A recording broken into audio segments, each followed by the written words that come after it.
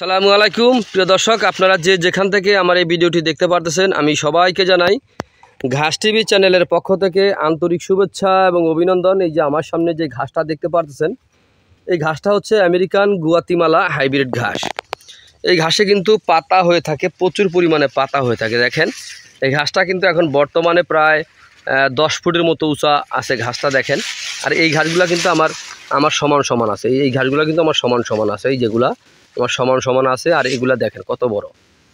তো এরকম ঘাস যদি থাকে তাহলে কিন্তু আপনার গরু ছাগল পালন করতে আপনার কোনো অসুবিধা হবে না, কারণ ঘাসে খরচ কম, দানাদারে কিন্তু খরচ অনেক বেশি। দানাদারের মাধ্যমে যদি গরু ছাগল পালন করতে চান তাহলে ভাই লাভ তো দূরের কথা, ভাই লসও আপনার চোখে দেখবেন না, এত পরিমাণে কিন্তু খরচ হয়ে থাকে। গরু ছাগল পালন করলে কিন্তু আগে ঘাস চাষ করতে হয়, আগে ঘাস চাষ করলে কিন্তু আপনার খরচটা একেবারে কমে যায়।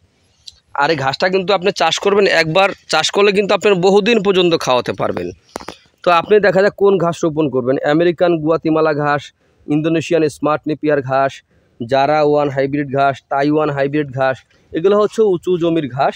তো এই উঁচু জমির ঘাসের পাশাপাশি দেখা যায় যদি আপনার নিচু জমি থাকে তাহলে ওই জমিতে আপনি দেখা যায় জার্মান হোয়াইট হাইব্রিড অথবা অজানা হাইব্রিড ঘাসও আপনি রোপণ করতে পারেন।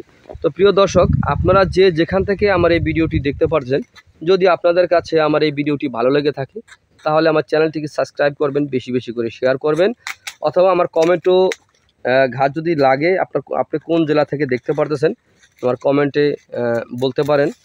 যদি আপনার কাটিংয়ের প্রয়োজন হয় অথবা চারার প্রয়োজন হয়, আমরা বাংলাদেশের প্রতিটা জেলা উপজেলায় আমরা এই ঘাসের চারা অথবা কাটিং ডেলিভারি দিয়ে থাকি।